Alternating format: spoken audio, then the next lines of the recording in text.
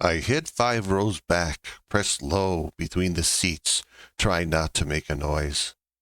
Sound comes from the front of the bus, shifting back and forth, but I'm too afraid to look. A moment ago, I sat alone, heading to work when we came to the next bus stop.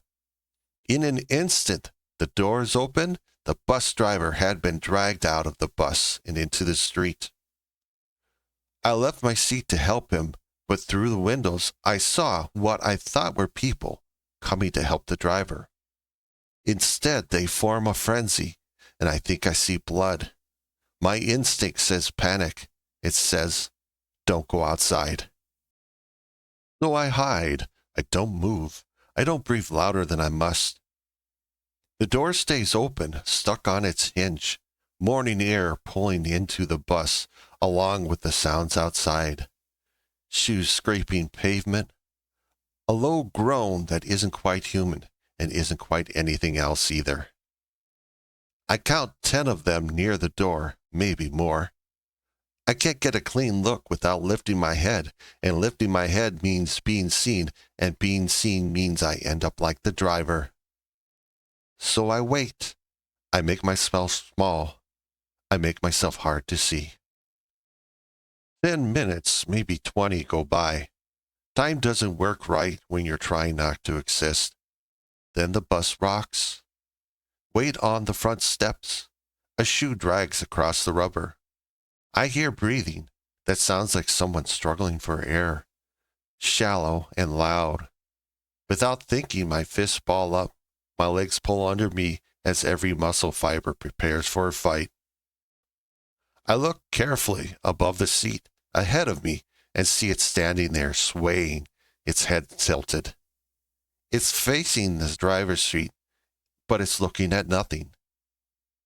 It's human, but everything about it is completely off.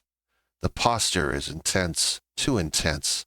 It's leaning forward, mouth open, fingers are forming a claw. The color's off too. It's strained, like someone who just died. Could it be? I thought to myself. Can't be. I sank quietly back behind the seat and said to myself, it's a zombie.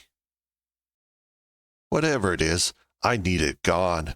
I need it back outside where the others are, not in here with me in a metal box with it blocking the one exit. I have nothing on me but apartment keys and a cell phone. But on the cell phone is a standard clock app. I could set it as a countdown timer, throw it far out the window away from the bus, and if it doesn't break, the alert might draw the ones inside back out. It's my only option. First, I need to get a window down. Peering over the seat, it still faces front, so I carefully test pulling the window. My first attempt, I pull it a little bit and then pull my hands back fast and hide, waiting for the sound of quick footsteps. But when it doesn't come my way, I shift my body forward and look around the side of the seat. My next attempt, I keep my eyes on the zombie as I pull the window down, inch by inch, down as far as it goes. I pull my phone out and launch the clock app, set it for 10 seconds, and as loud as it can go. One last look at the front of the bus. It still doesn't know I'm here. My muscles tensing, I hold the phone ready and press start. A sudden scream splits the street outside, and I almost drop the phone. Every head near the door turns toward it at once. The 10 or so milling outside break into a crazed dash, arms out, chasing down the sound, down the block. And the one at the front of the bus goes after them. I watch it swing around, stumble and fall down the steps. My heart leaps. I did nothing. It worked anyway. I almost laughed, and I almost breathed. Then I felt it. Still in my hand. Still counting down. The phone alert screams into the empty bus. I kill the timer. I flatten myself against the side of the seat, phone crushed silent against my chest. Outside, the fallen infected picks itself up, climbs the steps again. Slower this time, more curious, more sure something's still inside. For a long moment, I can hear noise from the front of the bus, and again my heart pounds. 2 rows ahead of me, it comes to a stop, and I can hear ragged breath and the smell of death. It stands there, confused, empty, head tilting down the aisle at the last place the sound came from. And then it loses interest and turns back toward the street, towards the light, towards wherever the others went. More distant yells from outside cause it to fall down the steps again, pick itself back up, and run madly toward the sound outside. So now the door. I need the door closed. I go low, elbows and knees, down the aisle toward the front.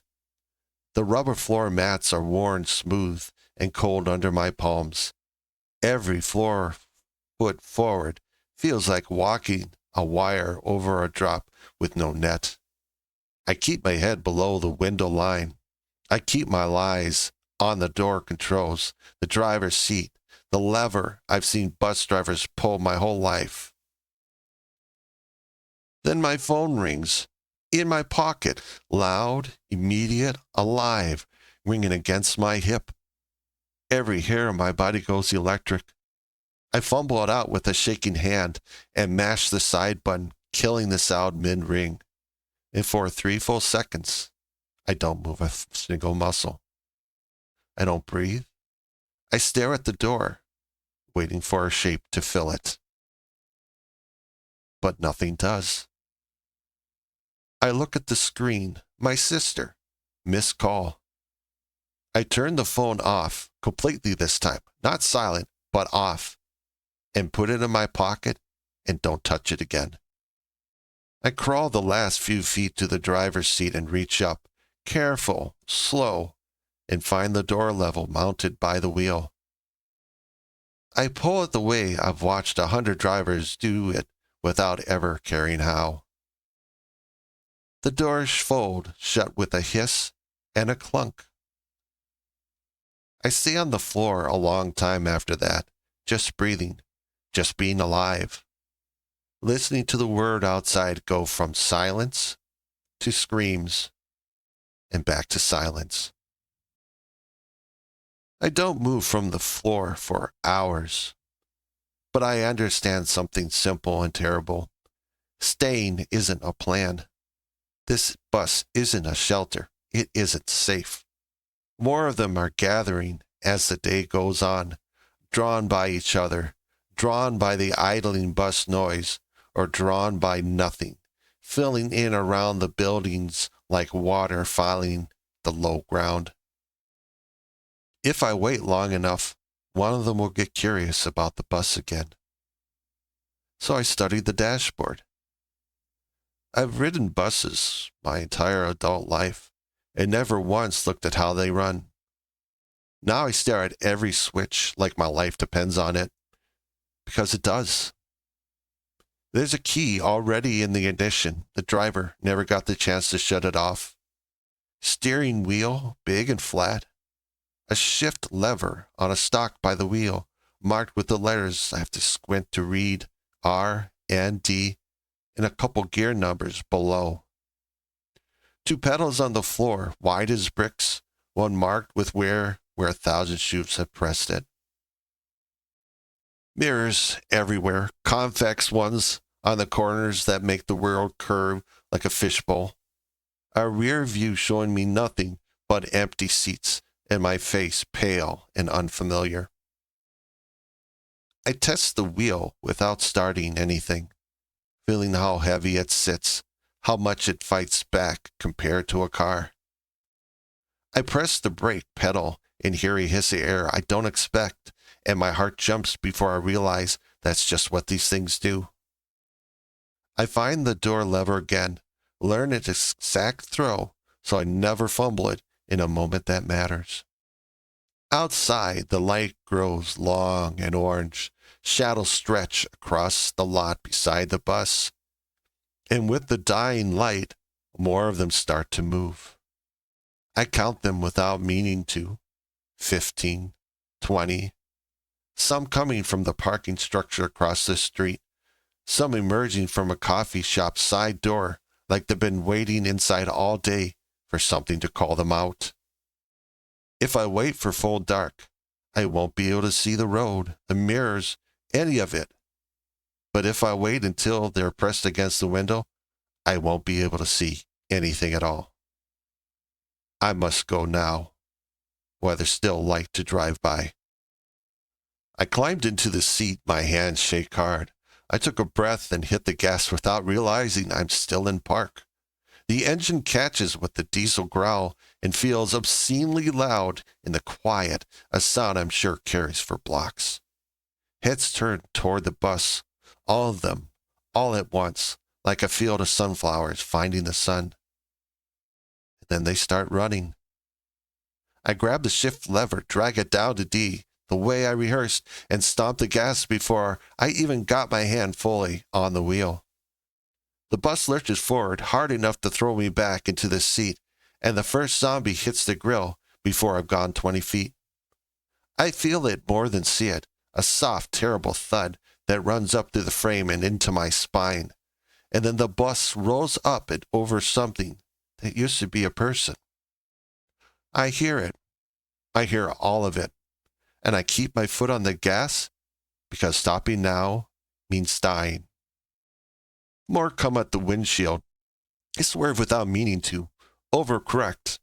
The whole bus leans hard enough that I nearly go down and into the steps. I never buckled the seatbelt, never even thought of it, and the turn throws me clean out of the seat. The bus keeps moving, half-driven, wild, veering toward a parked car. I claw back into the seat, grab the wheel with both hands, and haul it hard enough to miss the parked car by inches. Mirror shrieking against a lamppost instead. The impact snaps the mirror clean off, and it flies away behind me like a shed limb. I hear it before I see it. A heavy slam against the folding glass, then another, then a fish-shaped crack spidering across one panel. A body's thrown itself against the door hard enough to buckle the frame, and through the crack I can see a face, its ruined mouth working, pressed flat against the glass like it wants in more than it wants anything else in what's left of its existence. I don't have a seatbelt on. I don't have time to do it. I have both hands locked, white-knuckled, on the wheel and my foot flat on the gas and the door bowing inward with every hit. The engine screams. Something huge fills the driver's side window, 3 of them coming now from between parked cars in a lot beside the road, then 5, then more pouring from a street entrance up ahead. The road in front of me is a gauntlet, abandoned cars and bodies stumbling into my path from every side street and gap between the windows, drawn by the engine noise like moss finding a light. I hit the first cluster of them without slowing. The impact throws the bus sideways for a heartbeat, tires screaming, and I fight the wheel with everything I got, both arms locked, teeth bared, screaming something wordless into the windshield that fogs it in front of my face. Block after block, the groaning and the thudding against the frame fall way behind me. The engine roar becomes the only sound in my world. My hands ache from the wheel. My body's whole shaking so hard, I barely can control the spasms. When the road ahead stretches empty, I finally ease off the gas, just enough, just barely. And with one trembling hand, I reach down and pull the seatbelt across my chest and click it into place. I keep driving. I don't know where. I want to check my phone for a message from my sister, but I'm too afraid of what she might say. I don't have a plan past this moment. past this breath, past the fact that I'm alive and moving, and the bus is still mine to steer.